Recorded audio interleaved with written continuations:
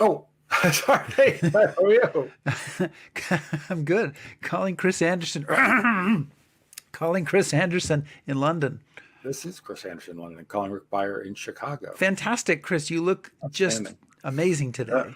Yes, thank you. It's like we're celebrating something. Are we? What are we celebrating? I don't know. I heard it was somebody's anniversary. Do you know whose? And did you forget? Obviously. I did. Oh, wait, ours. It's our anniversary. Welcome, everybody, to History Happy Hour. Especially happy today. Brought to you with the help of Stephen Ambrose Historical Tours. And whether you are watching live or watching on replay or listening on the HHH podcast, thank you for joining us. Today is our third anniversary broadcast. It is. And we've decided to celebrate this one because obviously we never celebrated the first or second anniversary. So right. So it's important to start a tradition at some point, and then you get, you kind of build momentum. And of course, we have no idea how to do a third anniversary broadcast. So in fantastic HHH fashion, we're kind of winging it. A little preparation, a lot of winging. So that's what's in store. But we're going to, first of all, get your champagne ready or whatever you're drinking today, because we're going to do a toast once we start the show to our time together. We're going to, Chris, have highlights. Did you know that? I'm kind of frightened by that. We're going to go to the highlights. We've had an exhaustive team of researchers who have been poring over the shows and have then the most embarrassing moments. We ranked them. No, we didn't do the lowlights because there wasn't enough time. So we're skipping the lowlights. We are going to also tell you what our 5 top viewed shows were. So if you think you know them, you should gather your material together and compare against what the actual ones are, and all sorts of other fun stuff. So with that, Chris, everybody, we hope you tell us that you're here. Tell us what you're drinking. Tell us what you think throughout the show. Yeah, feel free. Praise, mockery, praise, affirmations, declamations, examinations, etc. Okay, Chris. Oh, I did hear. I can't remember who it was who said it. That one of their favorite things in the show is your drum roll. Really? I know. Everything else after that, apparently, in the show is. Why did I go to school? Well, you're a musician, so obviously you handle it well. So why don't you give us one? And we have a very special third anniversary show open. All right. Give us a good one.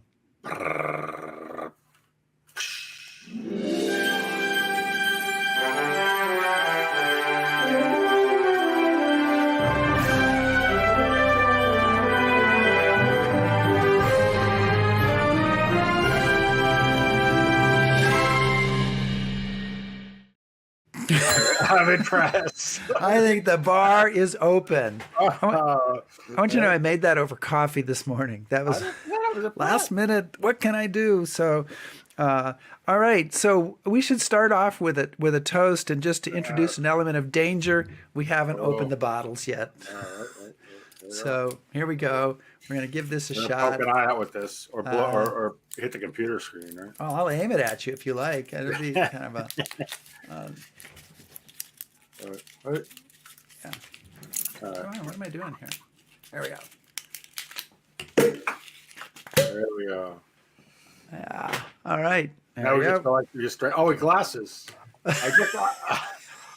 You didn't do a glass? Well, I just wanted to know I had a little bit of a technical difficulty in that I broke the last champagne flute we had. So it's a martini glass, but Well, your heart's in the right place. Heart is in the right place, and my booze is in the right place. And your booze is in the right place.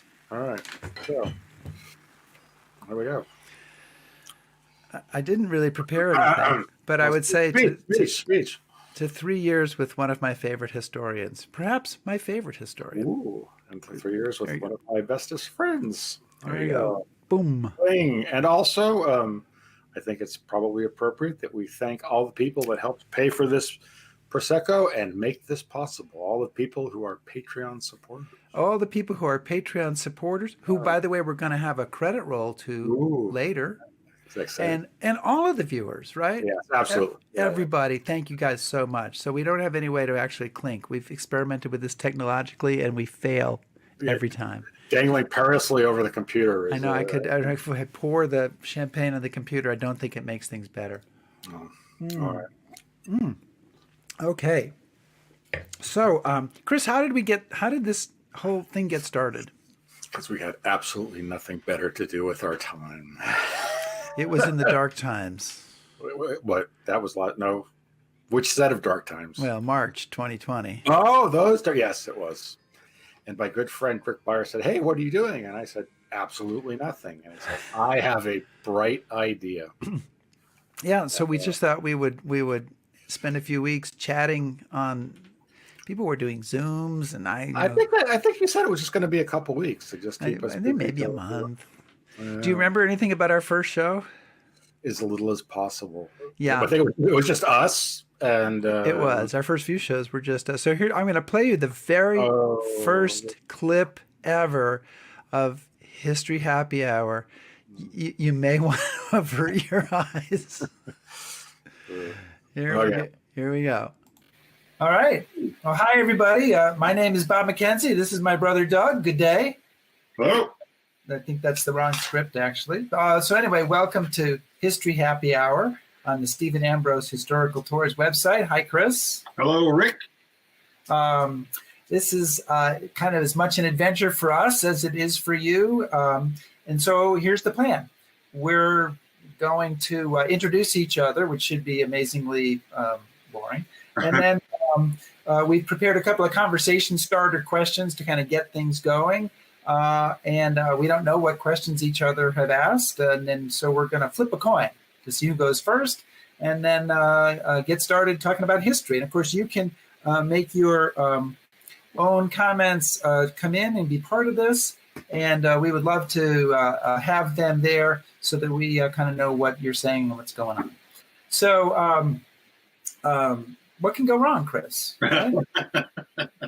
Going to make television history, I think. That's why they separate us by, an ocean and.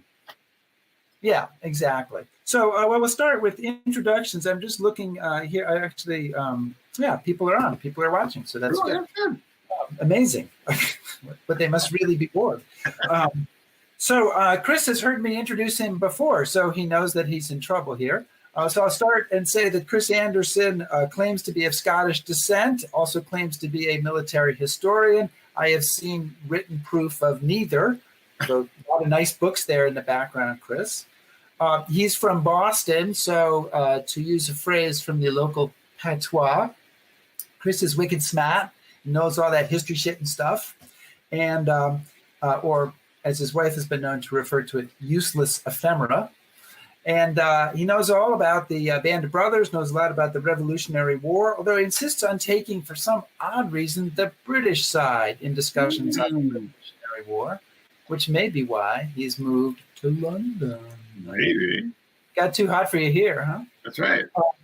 So also, having traveled a lot with Chris, I can tell you that he appreciates English ale, Scottish whiskey, French wine. What's your beverage of choice tonight, Chris? Oh, I'm boring. It's just coffee so far, but So I hope everybody's got a beverage of choice. I've got a beer here. I haven't drunk it yet, although all evidence to the contrary.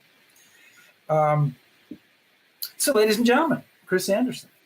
And virtually next to me is Rick Byer, who knows a thing or two about the Ghost Army and their exploits in single-handedly winning the Second World War.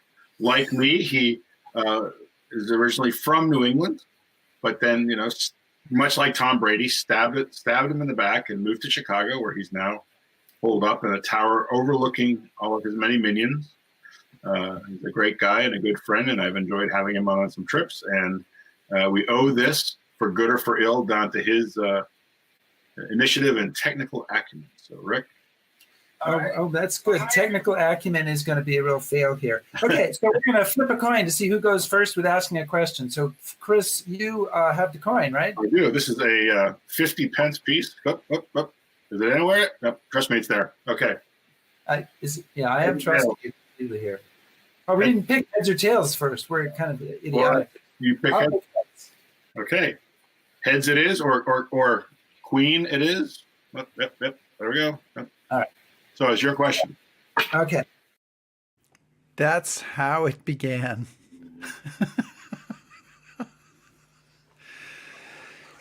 I had to pour some more champagne. But I'm on the other side of the screen now, so times have changed. You know, it's a very relative thing, Chris. In fact, it just changed. Anna said to save some of the bottle for her, but All right, I'll go back. I'm going to after that first clip, I can't believe that you started History Happy Hour with coffee. I know. Really? You know, yeah. You were slow to warm up to that. I was. I was trying to be responsible. I didn't know that. Yes. Well, that's a terrible mistake. But that's how we got started. And look, I didn't even mute myself in the first 4 minutes. That came later, I know. I think that must have been a kind of a later thing. And then we started having guests, Chris. Well, yeah, because we got tired of talking to each other. You know, and our guests got tired of listening to us talk too. Yeah, probably. I think our first guest was George Luz. George. Just for like a 5-minute thing. I don't even remember exactly what we talked to him about. It never really matters with George. But we got the idea to invite authors, was Joe Balkoski the first one? Well, I think what happened was we invited George, and people really appreciated having somebody else on the show. Then we got to talking, and we said, well, we know a few other people, and then that led to Joe. And I think it was kind of like, can we get him? Would he do it? Oh, yeah, absolutely. And then it dawned on us that Joe had actually written books, and then boy. And then, you know, we started having authors on, and I remember a conversation kind of this effect was, well, who is like who should we shoot for? Yeah. Who's would be like somebody amazing to have on? And do you think they'd do it? And you said Andrew Roberts, who had just written a book on Winston Churchill, and we got him. I was a little shocked by that, actually. He agreed to come on, and it was on the 80th anniversary of Winston Churchill's ascension to prime minister. So it was pretty exciting. And now, by the way, he's Lord Andrew Roberts. I know, right? Partly because of his History Happy Hour experiences. That was the final push over the edge on the honor. The royals elevated him to his lordship. It should be his History Happy Hour lordship. Worshipfulness, yes. Yeah, I don't think it is. So, Chris, tell us a little bit about this next clip that we're going to see. Well, I mean, Andrew Roberts was wowing us with his historical knowledge and talking about Churchill. And then, of course, because we're both sort of fanboys, we wanted to kind of push him on the craft a bit. And one of the things that we were curious about is if he actually had time from his writing to actually go to some of these spots. And he had some really interesting observations about the importance of actually going to the spot to see where this stuff happened and how that helps him in his writing and the craft of history. And it was a whopping huge validation of what Rick and I do. So we should remind everybody. Yeah. So here you go. I think as a military historian, unless one goes to the battlefields, if you're writing about a general or somebody like Churchill, it's like a detective not bothering to go to the scene of the crime. You absolutely have to be there. In my biography of Napoleon, I've personally visited 53 of Napoleon's 60 battlefields. And the ones that I didn't go to were because they've been built over so much. And how much Red Bull did that take? Well, actually, you call this cocktail hour. It took me to 10 countries, and so it was a wine fueled. And in Russia, of course, very important. Russian battlefields are vodka fueled, and it was beautiful and great fun. And I'm very fortunate to have a wife who actually loves going on battlefield tours. On the day that I proposed to her, I said to her, "Now we're going to Lake Como," and she said, "Oh, how lovely!" And I pointed out that actually we were going to visit where Mussolini was shot. As you would after proposing. As one does, yes, exactly. On the first day of our honeymoon, I took her to a Japanese concentration camp in Thailand. So all in all, it's very helpful. We've been to Russian tank museums. We've been to Auschwitz. It's not easy being the wife of a military historian. I'm very fortunate I've got one who's interested. My wife would agree with you, right? Yeah, I think that, but it's a very useful. And I want to. Can I just on the serious side though?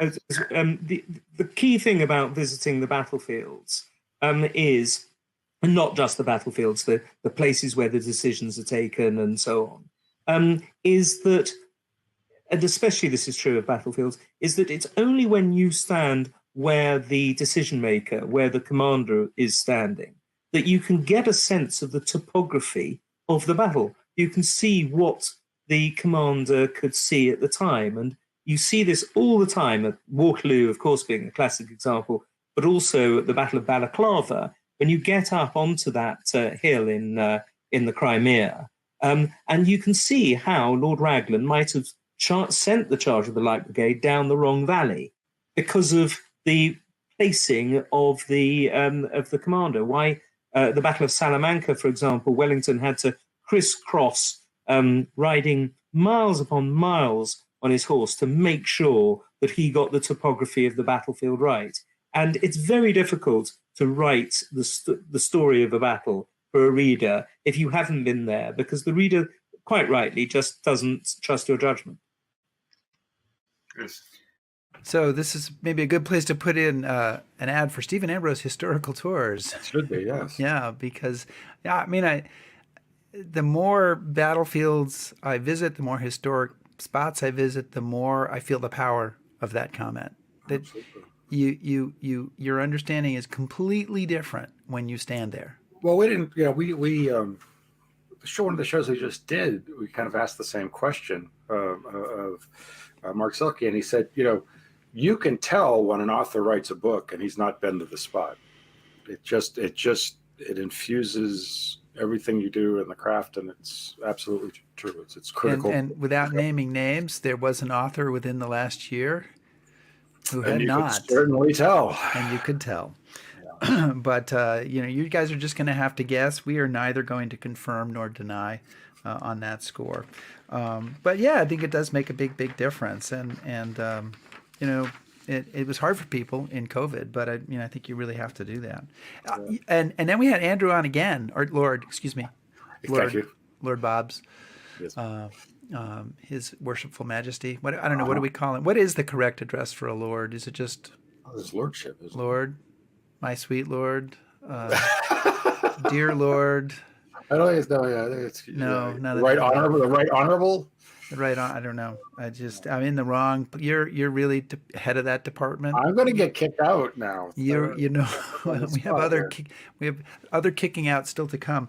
Oh, okay, good. But do you remember Andrew's second show? I do. And what was it? Yeah. Well, I mean, he was sunning himself in Mexico, so we got to see the official summer uniform of the House of Lords. Let's check out what the official summer uniform of the House of Lords is. Welcome back, Andrew. Thanks for joining us. Thank you very much indeed. That's very kind of you. It's a little bit early to start drinking, but as I'm in Mexico, on holiday in Mexico, I've got some Mexican wine here that I'll be drinking in a couple of hours' time, if that's okay by you. That will be fine by us. So he was like in his beachside Cabo, Yeah, like in later on in the show, he stands up and he's got these incredibly white knees that I think. And somehow I couldn't find that clip, the white knees, but we can just imagine it. But he probably went out and marched around in Bermuda shorts and high socks. So as a good member of the House of Lords should. Well, I'm going to be going to the Pacific, and I think I might have to do that too. So I have a Bermuda hat now, and I have worn shorts on tour, and I'm not sure it's an attractive experience for anybody. But of course he embraced the traditions of History Happy Hour. He had a bottle of wine. We've had many amazing cocktails that people have had. Home brewed beers or special beers from the country, and then we had Craig Symonds had. I think that was the Nimitz cocktail. The Nimitz cocktail, the Sink Pack Special. Yeah. Which Craig didn't actually have one, but he described it in his book. So I made one, and that was really impressive. That'll make you loopy real fast. Yeah. I'm, powering us in the Pacific. This is pretty amazing. So we started with Andrew Roberts as kind of a big time guest, and then we just felt like the sky was the limit, and so we've invited, obviously over 100 authors on the show, and I think that we've maybe had 2 or 3 refusals. Yeah, really very few. But the ones that refused were not like the bigger names. I've just been blown away with the caliber of the authors that have agreed to join us. I mean, it's right. I think of Lynn Olson, who was just on for her second show.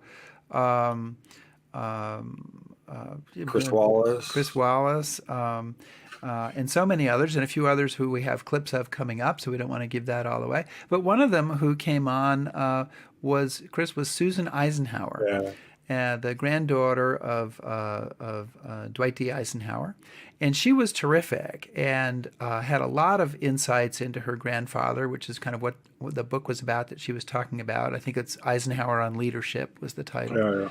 And we had kind of a really interesting exchange that began with a viewer question about Richard Nixon, and it went to all sorts of unexpected places. So let's take a look at that. I'm going to bring up this question, and Chris, if you want to add anything to this, from Neil about Ike's relationship with Nixon. Neil says, my understanding is that it wasn't all that warm. And Chris, did you want to add anything to that question? No, I was curious about it, but I think an observation that Nixon makes, and he says that Eisenhower never made an important decision in front of others. He'd go into another room, make his decision, and then come back out, which I just thought was an interesting observation. And I haven't come across too many times where I've caught Nixon making reflective moments, thinking about Eisenhower. So it just ties in with Neil's question. Well, yeah, no. First of all, I'm sure all of us are grateful to Nixon for actually offering that detail, because it goes back to this this habit of deliberation. He just didn't want to be found agreeing with the last person who spoke to him. And that's a real pitfall that many leaders have, is that they get talked out of something they were intending to do. So he knew himself well enough to go to another room and think that through. In terms of the warmth of his relationship with Nixon, I think it's worth noting that Eisenhower had a very formal relationship with all of his subordinates. And people might think that that's a coldness or stiffness or something. I don't think he saw it that way at all. He just did not want to get palsy with people he had very serious governance relationship with. And he had a completely different group of friends, and those group of friends were not allowed to ask him for anything. I've got some personal stories in that book. I can attest to that firsthand. So Nixon would have been treated much the way Brownell was and other things, very businesslike. As a matter of fact, Brownell said that we were comrades, not cronies. Yeah. And so I don't know whether Nixon himself complained that there wasn't more warmth, but the other thing we also have to remember is Nixon was young enough to be his son and had little kids at the time. So it just, I just never thought that there was any significance in it one way or the other. It's funny you say that, because that was one of the similarities between that I saw a lot in Winters. He had a very close set of friends, and then he had subordinates, and he respected them and worked with them, et cetera, but he understood the chain of command. And he said, at the end of the day, I'm in charge and you work for me, and that's what the relationship is. Well, the problem is that, especially in wartime, where hundreds of thousands of lives are on the line, you have to be in a position to fire somebody and or relieve him of his duties and give him another assignment, but certainly not to continue in a way that jeopardizes precious resources. And there's no resource more precious than the GIs and everyone else that's working in that sector. So it's not surprising that keeping this distance enables a commander not to be conflicted emotionally, and that's just one less thing that serves as a burden on making sound and forceful decisions. One of the stories that you told in the book involves your father, John Eisenhower, being in Korea, coming back for the inauguration, and then wanting to go back to his combat command with his father as president, and Ike saying, yes, you can go back, but you cannot allow yourself to be taken hostage, sort of with the meaning being, you may be in a situation where you have to die rather than allow yourself to be taken prisoner. I mean, would be a pretty tough command to give to anybody, never mind your own son who has children already. Yeah, I was one of them. But first of all, Ike does two interesting things there. He makes sure that his son recognizes that he's now commander-in-chief of all military forces, etc., and that is the most important thing. But he gives his son a choice, right, and says that you can work at a desk job in Washington because he wasn't forcing him out of the Army. My father, by the way, and coincidentally graduated from West Point on D-Day, and was just at the beginning of his career. And I think it was much more explicit than that. My father was told to carry a handgun with him, to make sure that it was under his pillow at night, practically. I mean, I don't know what you do with your handgun at night, but it was my father's choice, and he wanted to go back to his unit because he didn't think that he could be in the Army if he wasn't, fulfilling the obligations he himself had. And some people have read that whole section and thought, wow, what kind of a guy is that who puts, tells his son he's got to commit suicide if, the president is put in any kind of position that would jeopardize the conduct of the war, like through blackmail or something like that. Well, I'd say it's two Army officers understanding what duty looks like. Yeah, kind of a pretty interesting exchange. It's always fascinating to me how you prepare for an interview, and it goes someplace that you're kind of not expecting. Well, it's also one of the great pleasures of all this has been all the guests have been great. We've all learned a lot, but every once in a while, some of them they'll just drop this insight into the conversation that you kind of sit back and go, wow. And to get that little window on Eisenhower, and that was pretty neat. Well, and I mean, part of the same way that visiting a place is important to understanding.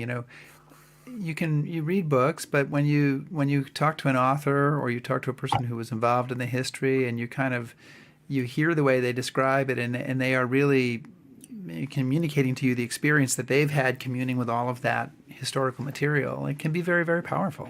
Absolutely. Yeah. And of course, that's that topic area of World War II, of sort of a big one, of Eisenhower, D-Day. You mentioned Lieutenant Richard Winters in that clip. I had to slip that one in. And we've talked a few times about the sort of the decision making of Lieutenant Winters and the decision making of Eisenhower, and they're on slightly different levels of the chain of command, but the idea of being focused on preparation and thinking things through, and it not being the take out your sword and just yell charge. Right. I think that's again kind of what we do if we can pat ourselves on the back a little. Absolutely. Is to try to reveal what how these things really work, and what really happens, and what's really important, and ask the questions that help kind of bring that out. Well, one of the things that I found really gratifying through this whole process is, again, we've had some really impressive authors, people that I've admired for a long time, and I think by and large, at the end of every show, most of them will come back and say, that was really good, because one of the things that you and I both do is we do our level best to actually read the book and actually develop questions. It's not just top 10 most asked questions from Right. Tell me how you wrote this book. Right. Tell me what the 3 most interesting things are. And I think our guests see we do that. slip those questions in from time to time. Well, no, but I think our guests see that, and Yeah. they enjoy actually having a conversation instead of just the boilerplate, and that's too. Well, and I think that's what what we as people may know or may not know, we almost every week talk to the guest on Friday. Yep. And have a conversation with them, a very brief conversation. But one of the things we like to say is, this is a conversation. We are going to ask questions, but if you want to go someplace else, you feel free. And if we feel free, we're going to jump in and ask you about something else or kind of redirect, just like you would. I mean, one of the original ideas of this was it's kind of taking off on sitting around the bar after a tour, and you're having a cocktail, and you're getting into the stuff that you're interested in and getting passionate about it. So, that we allow all that to happen. So we're done patting ourselves on the back. Well, we can engage in some self-mockery too, but let's save that for a bit, for a few more minutes. Self-mockery coming up on History Happy Hour. This is our most, meta, self-adoring, self-mythologizing show. I guess the mockery just started. Sorry. I was really trying to save it. So, let's be serious about how great we are. We're bringing history to you because we can. We should. We can. I like the voiceover. That was good. Thank you. In a world. There I was, ankle deep in spent brass. All right, now we're getting the History Happy Hour spirit. And we kind of got into that spirit a little bit. We had a fantastic show. We've done a few panel shows. We'd like to do more. We're welcome. We're open to suggestions. Email us at info@historyhappyhour.com. We did one on Ukraine that was really, a lot of people really enjoyed that show. We heard a lot of comments about that, how much people liked it. And we did one because we had a show that fell on June 6th, which in addition to being graduation day for John Eisenhower at West Point, some other stuff happened. There was also an invasion of Normandy that day. And so we brought on 3 authors who are all written about it, who have, Joe Balkoski, who we talked about, Craig Symonds, who is incredible expert in all things naval in World War II, and Giles Milton, who wrote a terrific book about kind of looking at D-Day, the whole totality of the D-Day story. And we brought them on together, and I thought that, Chris, one of the most interesting parts of that conversation turned out to be about something called mulberries. Mulberry harbors and artificial harbors, and if they were really worth all the attention that they've gotten. We don't want to neglect matters of the naval side of this because we've been forcing Craig to talk about tanks and strategy and other stuff. So I want to bring up a question, Craig, for you and, of course, for everybody else to jump in on, which is the very famous Mulberry harbors that allegedly Churchill's idea, or everything's Churchill's idea, I think, in World War II. And, that are towed over these massive harbors, towed over piece by piece, put together. The one at Omaha Beach is pretty much destroyed a couple of weeks later. The one at Arromanches, I think, lasts for 6 weeks or something. Were these brilliant ideas that were vital to winning in Normandy, or were they not? Not. Okay, moving on. Show me elaborate. Okay, next question. I think, let me back up just a little bit to say, I think there is a tendency, particularly on the Allied side, but maybe it's a human tendency in warfare or contests of any kind, to want to say, look how clever we were. And I go back to Hobart's funnies. Most of you know what I'm talking about, these sort of trick gimmick weapons that Churchill really loved, and Montgomery's brother-in-law loved, this guy Hobart, and a lot of them are cute and clever, and we can pat ourselves on the back and say, weren't we clever to have thought of that? And I think some of that explains why Mulberry is such a big myth here. we were clever. Boy, we fooled those Germans. They thought we needed a harbor to offload, and we brought our own with us. And there are stories about that, how at a meeting in Quebec, well, gee, we have to capture a harbor. What if we don't get one in time? And somebody said, well, let's take one with us. And from that comes this tremendous idea to build artificial harbors off two of the beaches. This is the one, I think, at Omaha here. And typical for Churchill, he jumped on this as a clever way to outwit those Nazis. And everything had a code name. You know, the mulberries would start with bombardons, and then there'd be corn cobs and gooseberries and whales and Lobnitz piers and all these clever little gimmicky things. And it absorbed an enormous amount of material, the millions of square yards of concrete, hundreds of miles of rebar. I mean, it was just a Frankenstein monster. And the one on Omaha Beach, you said lasted a couple of weeks. It lasted 3 days. And in those 3 days, there was no more offloaded in the artificial harbor than was offloaded when they were coming in by the LSTs over the beach. So I don't think you can demonstrate in any way that they were either necessary or that they saved the invasion or they were anything other than something we invested a lot of energy and effort unnecessarily in to make ourselves feel really clever. Now, Joe, what do you think? I'm with you wholeheartedly on that, Oh! Craig. Yeah, really am. And, you know, if you look at the Allied logistical history of how the armies were supplied once the campaign began in earnest, it's amazing. Supplies were coming over Omaha Beach in huge numbers as late as mid-November. Yeah. You know, and so really, what good did the Mulberry do? The only reason they shut down the offloading of supplies directly over Omaha Beach in November was that Antwerp had just been opened after they opened up the Scheldt Channel. Yeah. They probably could have kept landing supplies over Omaha up until the beginning of winter. Yeah. It really made no difference whatsoever. I mean, you know, I'm talking from the American perspective. So I'm with you. Just let me put it. All right. You and me, Joe. Let me All right. Stick your neck out, Charles. Right. Let me put a British perspective. I have to say, I totally agree with both Craig and Joe, but they will never be allowed into Britain again. I don't think saying that because we're not allowed. We're not allowed to say these things in our country. It's like, as I said earlier, Dunkirk was somehow a great triumph for the Britain, you know, and the Mulberry Harbours. You can't say that. You're not allowed to anymore. You know, Damn it.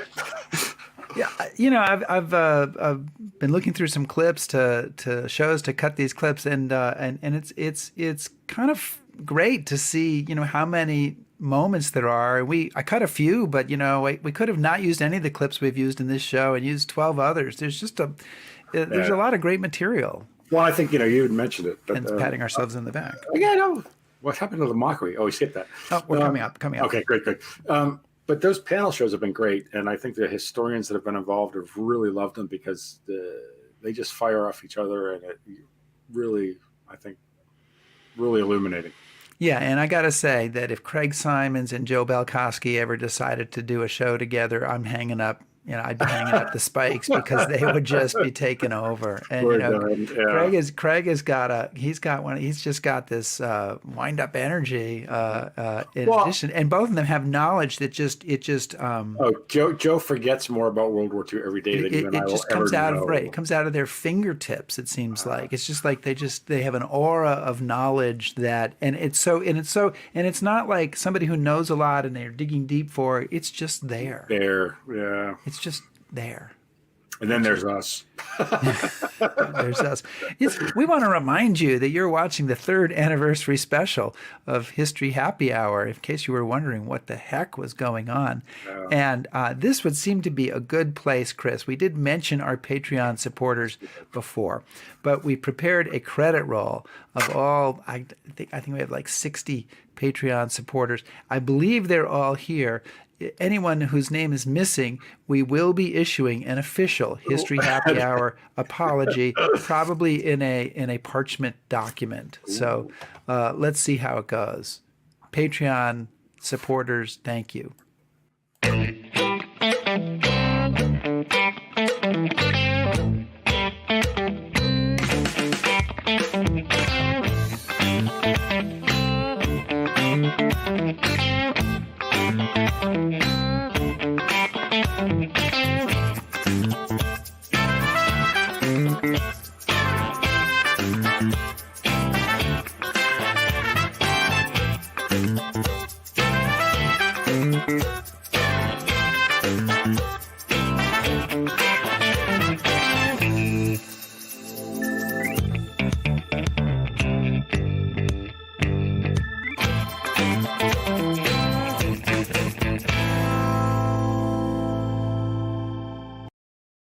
you're supposed to say thank you very much.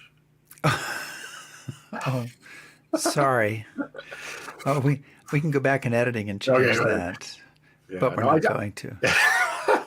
No, I wanted to say, when we got started, Rick and I spent a lot of time arguing back and forth about having a Patreon page and asking for support, and basically eventually we were kind of forced to, and we made that decision to do it. And we've been so gratified by all of you who've kind of stepped up and said, yeah, we really appreciate it, and we like it, and we want to help support it, because you don't even know, but there's a lot of things that your Patreon support has allowed us to do that we wouldn't be able to do. And we are, all kidding aside, so appreciative of what you've done. Absolutely. And, we can give a shout out again, but one of the things that your support has helped us to do is to have the wonderful Cheryl Dalposel, who is our, at this point, I think we have to call her our producer. I would, yeah. Yeah, to book all of our interviews and to kind of handle a lot of the posting of stuff. And she has just been great, and she contributes a lot of ideas to what we should be doing, and she helps keep us on track. And that is just immensely important, because it turns out Chris and I both have other parts of our lives that need attending to, and we don't always have time to put it to History Happy Hour, and also the website, and also other things. So we do appreciate all that. I really kind of want to stress that. I just want you to know, sometimes you make donations to things and you don't know what happens to the money or where it goes or what it does, but it really helps, and it really has an impact. And the show is the show because of your support. And we put most of that, into the show. I mean, it's really just about trying to make the show better and do what we need to do to grow the show as much as we can. So it is really important. We've had a lot of comments. Chris, I'm going to share a few comments from listeners that we've gotten. Do we have to do that? Well, there was one I saw the other day. It was just I think it was a post on Facebook on one of the shows. The person said, "You knuckleheads need to get to the point faster." All right. All right, we'll take it, man. We'll take it. Knuckleheads, That's a. Do you think that was Beaver, or do you think that was Beaver's brother? Wait, knucklehead is an old word. Yeah, but there's actually, we've been called something else, which I like a lot more. That we are. Oh, do tell. Well, from our international audience, what are we called internationally? I'm failing.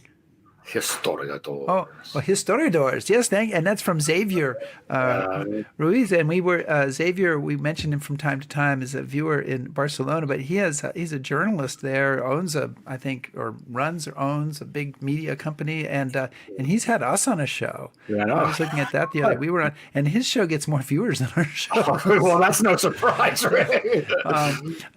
But of course, it's in Spanish, so I don't. Your Spanish was great during that. Was it? Yeah.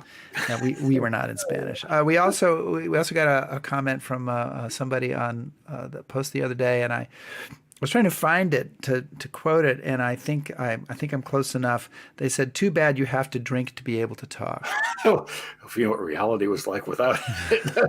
Oh my God! How much do we have to read? I'm not too in love with the bottle.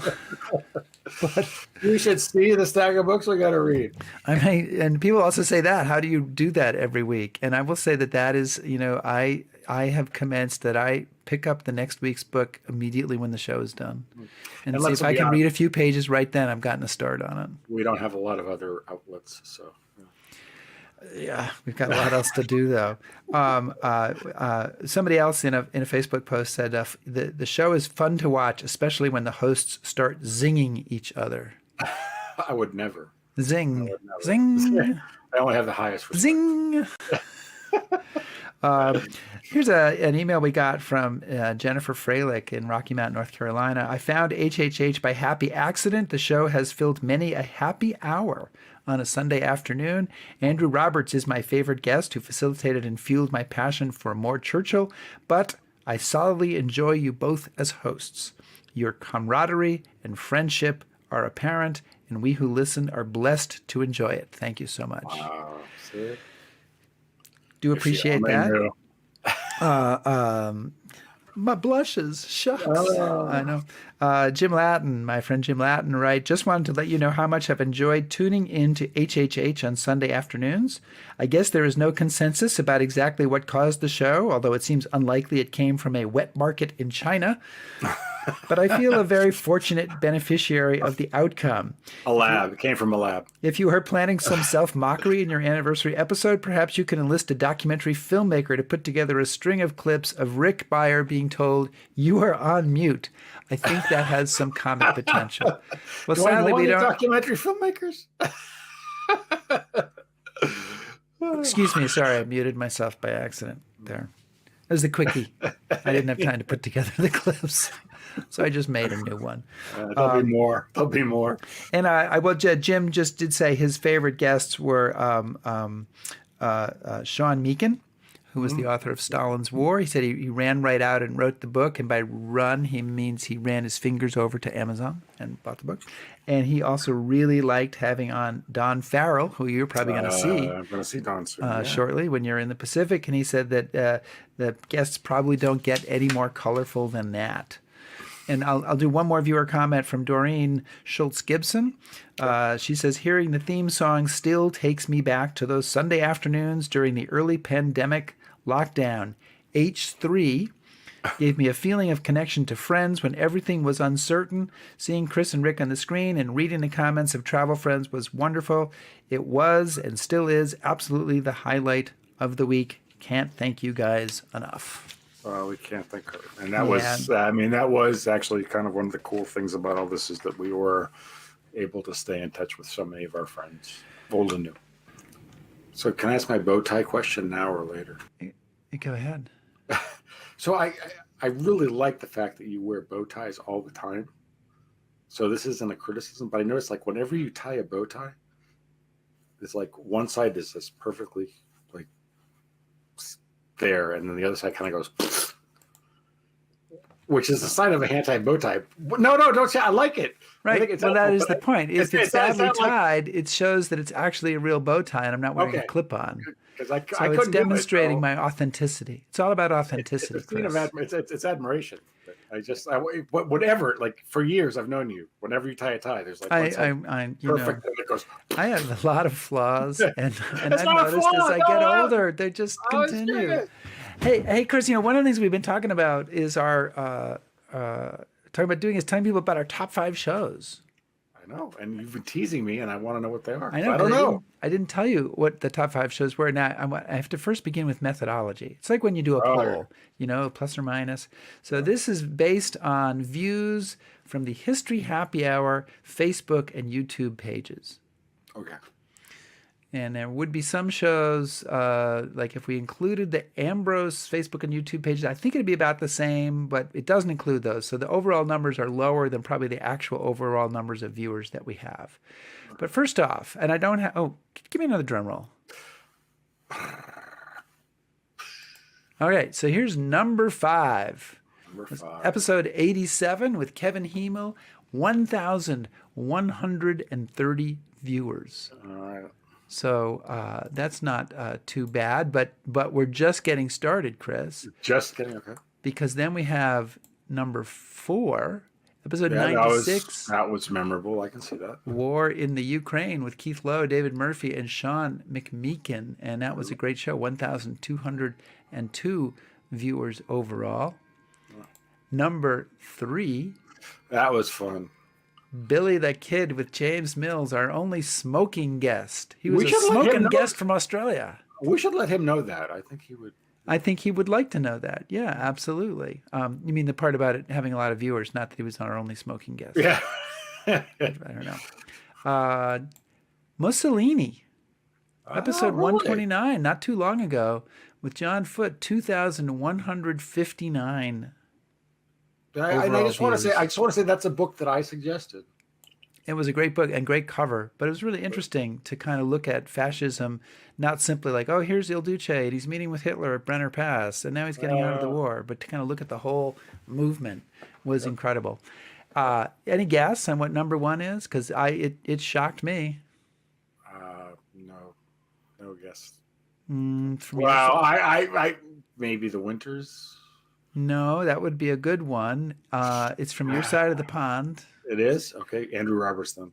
Nope, it's those scandalous Windsors. Are you kidding me? Trader King with Andrew Lowney had almost 4,000 views. So that is really incredible. Well, it was a great book, and hats off to him for writing it, because anybody that spends that much time with such a scumbag, I mean, he deserves the top and he's written spot. another book now about the Duke of Windsor during the war, and I wasn't gonna. I was thinking, maybe we don't need to do that. And then I did this review, and I thought, Damn I'm straight. going to talk to Cheryl. Let's get him back on. That's right. Because we can totally go in that direction, right? Yeah, absolutely. So that's our top 5. Woo! I don't have any like graphics or anything to celebrate animation. Really to celebrate, I could play our special open again. Just to kind of give us the fanfare effect here, if you like. If you like. If you like. All right. No, I don't know what the hell I'm doing here.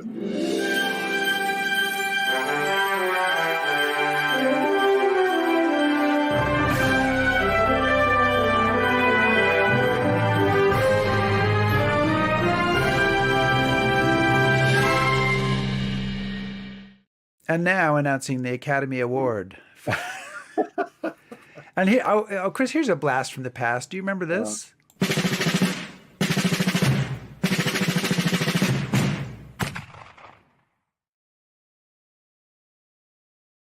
You promised me a counterpoint to that, though. And I thought I'd done one, and I never did find it. I mean, especially since we have a new monarch here. I mean, I want to have like "God Save the King" or something celebrating instead of that silly, stupid. Well, we're going to be coming up on all sorts of anniversaries, and I'm sure there'll be all sorts of new books, and we'll have a chance to. Do you know how many bank holidays I'm going to get because of the coronation? I'm like, I'm just going to take that week of History Happy Hour off because I'm going to be celebrating. Hey, maybe we should try to get King Charles on. Sure. But does he have a book? I mean, does he have a book? Really? Yeah. Because otherwise, I don't think invitation of the palace, though. I don't think it really works otherwise. But that's that might improve my residency status. Yeah. So let me just see. Hang on here. Let's do that again. Hanging. Yeah. Back to this. I can edit this. I just need an edit point here. Anyway, yeah. So Revnov, I know. Not your favorite, Chris, but well, I appreciate the effort that went into it. Just the sentiment was a little. Let's do that again. Do you mind? No. Sorry, I hit the wrong button. So yeah, Revnov, a blast from the past. I know, not your favorite, Chris. I appreciate the effort, Rick. I really do. The sentiment a little. So as long as you make it up, like we'll do a show to celebrate, the coronation or something. Oh, when is the coronation? It's in May. All right, we'll create a special. My residency status might hinge on this. We'll create a special coronation graphic. I'm already my mind is a whirl with thoughts. Charles is supposed to look a different way from Elizabeth, so maybe a profile thing. Charles always looks a different way than Elizabeth. They never look alike. I'll never be Elizabeth. And we do have lots of fun on the show, but and I think we do a good job of not taking ourselves too seriously. Yep. But I think that kind of what fuels this is really our passion for history and our desire to kind of really dig into it with guests. And we have a few clips that relate to that we'll finish up with today. And we're going to go a little bit longer than an hour. And Chris, why don't you introduce this clip that we did with author Judy Battalion, who was writing about the women, I think, in the Polish resistance. Yeah, she's talking about a woman named Ziva Lubetkin, who, boy, it just kind of still gives me a chill when you think about just her courage and her bravery. She refuses to submit, and she goes into a situation where she knows there's no getting out of, but she refuses to submit, and she goes down fighting. And I think I just want to stress that for all the joking and the kidding, we talk about some serious subjects and some serious topics.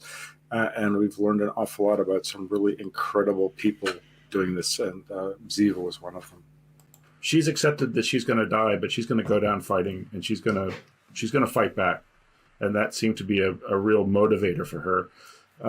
But further along in the book, after she gets out and as she survives, you say that she's talking to people and she's saying it's important that you live, and that transition really kind of struck me. And I was wondering, after the uprising, were they saying, well, wait a minute, maybe there's hope? Or how did she change, do you think?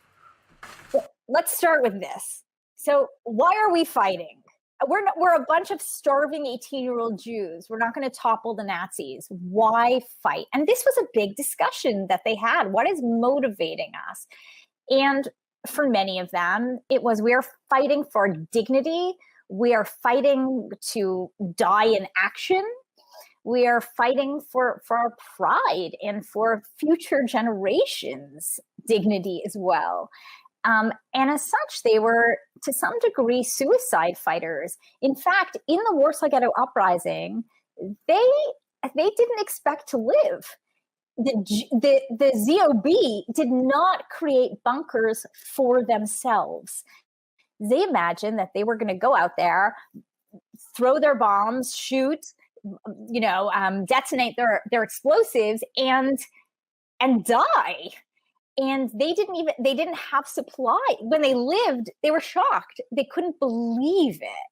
They didn't have supplies for themselves. That is why she ended up in Mila 18. That was a massive bunker, actually set up by the Jewish underworld. And many of the underground ended up there because they didn't have anywhere else to go. They didn't think they'd still be alive. So I think many times for many of these women, and this was important for me too, to write about, they wanted to die. They couldn't take it anymore. There were times where they lost it. They weren't always, bravado. So I guess that there's a shift. I'm not sure again what moment you're referring to. Well, I don't think it was a moment, but I just remember as I was reading, as I was following, I was really interested in her because I had been to Mila, and I'm curious about that. And there's a point in the book where you talk about either she was talking to somebody or somebody was talking about her, and they were talking about the importance of living as opposed to the importance of going down guns a-blazing. And that just struck me, because obviously why the uprising is this amazing act of defiance, right? And I understand, they don't expect to topple a Nazi regime, but I think maybe you're talking about there was a moment where the ZOB was this was before the Warsaw Ghetto Uprising. They were planning an uprising, and their leaders were caught, and their weapons. They were moving their weapons cache in a bicycle basket across the ghetto, and the woman was caught, and everything was taken away. And there was such a feeling of everything we planned for and worked for is gone. The group decided to commit mass suicide. They were going to get whatever explosives they could, try to just blow up whatever they could, but blow themselves up in the moment too. Mm. And it was her then boyfriend and future husband, Itzhak Zuckerman, who sort of brought everyone together and gave a speech saying, what's the point of killing ourselves? Let's fight, but let's live. That is the real, that's defiance too. And let's not just suicide. That's just doing the work for them. You can easily imagine that emotions and feelings about that run all over the place. I mean, it's so hard, I think, for us to put ourselves in that situation because none of us have faced, I think it's fair to say, I don't know you that well, Judy, but none of us have faced the kind of desperate pressure, horror, terror, add on your adjectives there that they faced. And I could easily imagine being suicidal one day and defiant the next day in that situation. Wow. Yeah, it was pretty powerful. I just watching that again. It reminded me that there's so many shows that I want to go back and rewatch now because there are some incredible authors saying some really important things. Yeah. Well, and the time may come when we have the time, and I would encourage everybody to remember that all those shows are archived, and you can see. I think we have the last 50 or 70 shows are on our YouTube, on our webpage, historyhappyhour.com. They're all on the History Happy Hour YouTube page. It's a little trickier to find them, but you can find them there. They're in the show archive there. Every single show that we have at the moment is free and watchable. And yeah, I mean, in the list of authors and topics, it isn't just World War II. It isn't just military history, but it's we just recently did a show on archaeology. And there is a lot of amazing material there. I can almost understand why people watch the show. No. Whoa. Almost. There's another very emotional show. I'll lead into this, Chris. We had talked about it, but I'll do it. It's a show we did with Patrick Bishop about Dieppe, and we've done a couple of shows about Dieppe, which is of course the raid in 1942 in France, in which the Canadian troops were, just suffered terrible casualties. It was a real disaster. And this is you asking Patrick about that. And of course, this is a topic you already know a lot about, but maybe we're going to learn a little bit more in this moment. I thought before I read your book that I had a pretty good handle on Dieppe and what it was like. But one of the things that I found so moving and alarming and compelling about your book was the actual description of the raid itself and what was happening to those guys that are landing on the beach. So it's a big raid, and we won't get into all of it, but let's just strip aside all of these discussions we've had and to take Blue Beach as an example. Could you tell people watching what it's like for these kids that are landing on Blue Beach on that morning? The intelligence that the planners had from the many air reconnaissance flights that were done beforehand showed that there are a couple, there are at least sort of half a dozen machine guns covering that beach. Anyone who served on the Western Front in the First World War knew what half a dozen machine guns could do. They could hold up a whole battalion, and massacre a whole battalion in a matter of minutes, or at least reduce them to absolute inoperability. Nonetheless, for the reasons we discussed before, because of this sort of inexorability that built up into the whole exercise, they do land. Now, I've been in quite a few wars myself. I'm not boasting, but I think I have a slight I've got a slight advantage in telling this story in that I actually went ashore in the Falklands in a landing craft of World War II design. And so I can sort of, it doesn't take much imagination for me to summon up what a part at least of what they must have felt as you're going ashore. You have no idea what's going to happen when that bow door goes down. In my case, thank God, in our case, when I was with 42 Commando, there was no opposition except from the air. I mean, we had air attacks, but we had troops waiting to shoot at us. But it does sort of, you do realize when you're inside one of these things that basically you're providing a sort of frame. Once the bow door goes down, you're just framed there for the machine gunners to just pour their fire into this opening. And that's precisely what happened. So even for a start, the cover of darkness proved to be no protection at all. For one reason or another, they got there a little bit late. By then, a firefight at sea, there was a kind of clash between the German convoy and a flotilla of the invading armada, and meant that there'd already been a sort of kerfuffle out to sea, which put people on the alert. So there's no element of surprise at all. So they get there, they're closing the shore in the dawn light. Bullets already clanging, not clanging off the landing craft, going straight through them. So people, you're standing there in the third or fourth row, guys around you already kind of crumpling and falling. The landing craft grounds on the gravel, a very heavy, pebbly beach, and immediately there's a torrent of fire. So the men in front of you are just tumbling, groaning, screaming, yelling. you can't go back. You can only go forward. So you're just walking straight into this blizzard of fire. Blue Beach was particularly terrible because it was a very narrow beach, and if you actually got onto the beach, you're then confronted with this enormous sea wall, which is covered completely by these German rapid-firing machine guns. So if you were in the third or fourth row, by the time if you do actually make it off the landing craft, you've just got to see a carpet of bodies, dead, dying, badly wounded, and this terrible cacophony of machine gun fire, shortly to be supplemented by mortar fire. So for the next, if you survive, your experience would have been to spend about 3 hours just lying there, trying to burrow into this penetrable,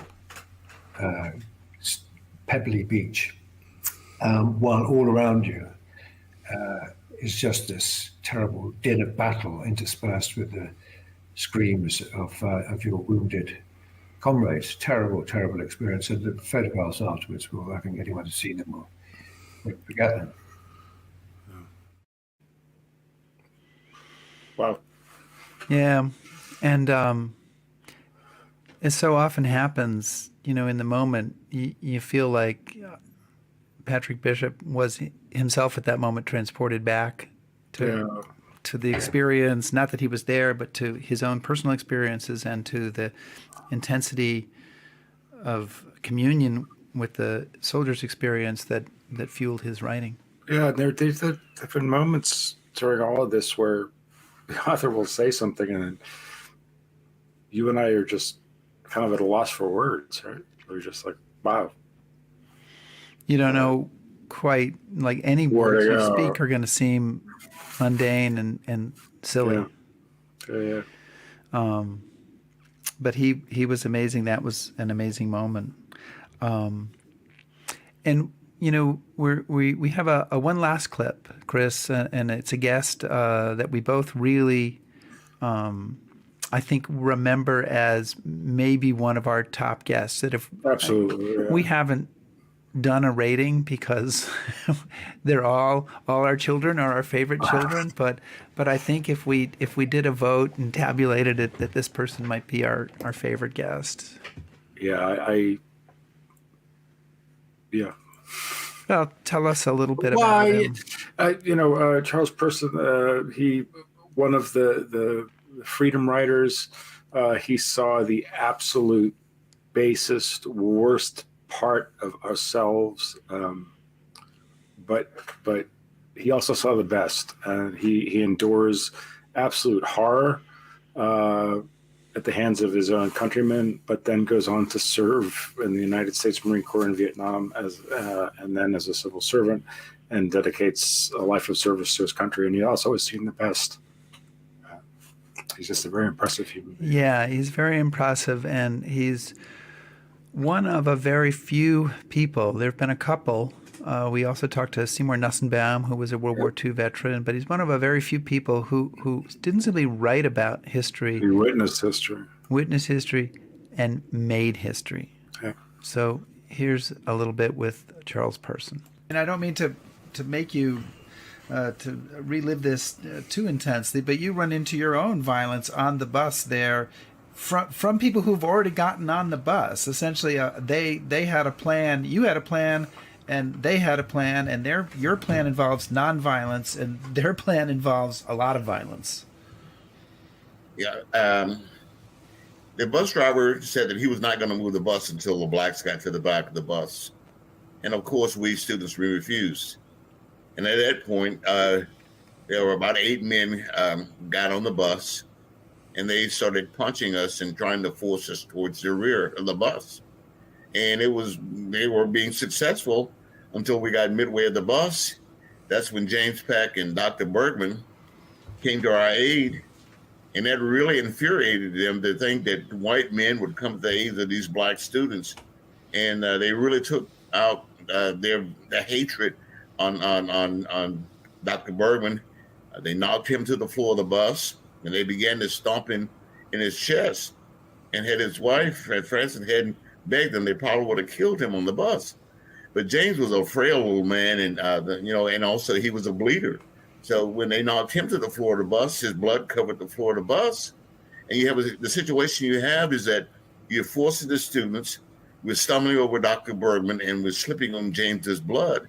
And we got near the back of the bus, and they physically threw us to the back of the bus. And one eyewitness says they stacked us like pancakes.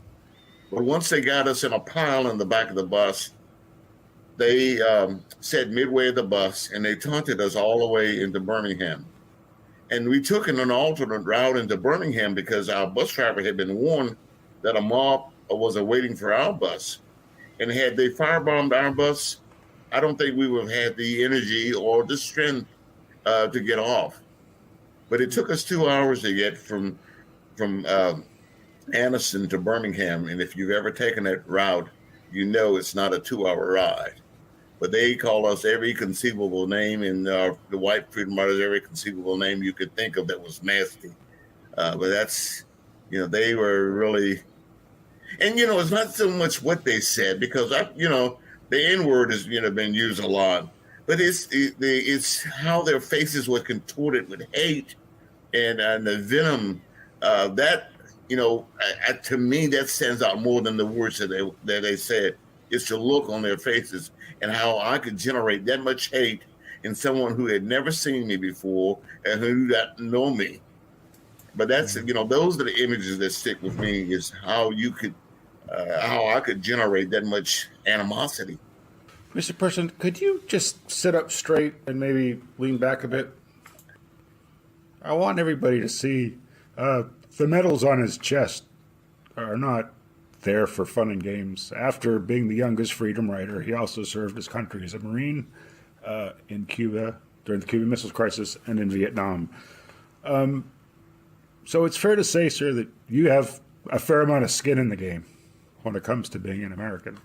So given the fact that America today is probably more divided than it's been in generations, what would you say to Americans about the state of our country and what we can do to improve ourselves and better ourselves? Well, I think one of the things that hurts more than anything is that in our schools, most schools don't teach civics. And our young people, they don't know how our government functions, and they don't know how our economy functions. And in the last 4 years, they don't know who a true patriot is. When you're commissioned, or when you are inducted into the military, you take an oath. And those of us who take an oath and believe in taking oaths, we abide by that. I think we have become, after 9/11, we became very skeptical. And also we become very afraid. We lost our innocence. I think that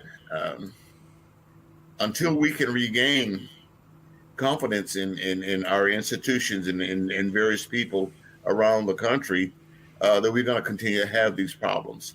But you have to understand how this government's supposed to function and how our economy functions. And I think that understanding and that knowledge will allow you to realize that when people make pronouncements that are not true, you know that they're not true. You know that what the duties of our president, the members of the Congress, we know what their mission is, and you know who can do what.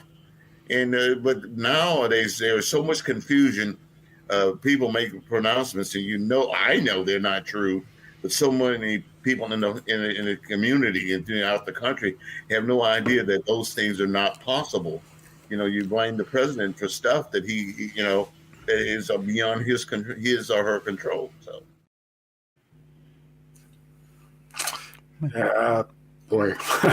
Yeah, I saw you wiping your eyes during that clip again. It's just he's a great American. I think it's fair to say, and not amazingly to me, not embittered by his experience, but wanting to build bridges, wanting to engage in a positive way, and really very inspirational. Yeah. Still, that's what I mean. Go back and watch some of the old clips. Yeah, so we do encourage you. He stands up. we're approaching the end of our third anniversary special. I don't know what we're going to do for our fourth anniversary special. We probably should start working on it. There's going to be a fourth. Yeah. Do you have any final thoughts you want to share before perhaps we toast one last time? I want to profoundly thank all of you who've taken the time to watch and listen and learn. And from the bottom of my heart, I really do appreciate your spending time with us. So thank you. I want to echo that, and I also want to thank all of the guests who've come on, the more than 100 people who've taken time to spend an hour with us on a Sunday afternoon and share their wisdom and their expertise and their stories. And, it's made the show so much more than it could ever be if it were just you and I. So that's been great and powerful and wonderful for me. So to all of those folks, let's lift one more glass. Absolutely. Right. Cheers. Cheers.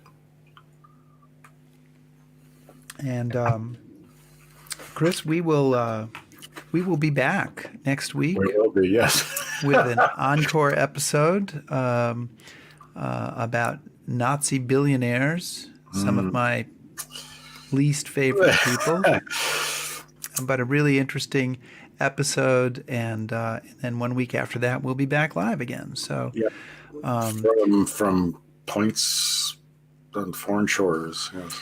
Yes, and we have we've been actually looking at the schedule for the coming months, and we have lots of great shows coming up, lots of great stuff happening. So year 4 of History Happy Hour is off to a great start, and it's going to get better and better. So please join us for that. Yes. Thanks so much, everybody.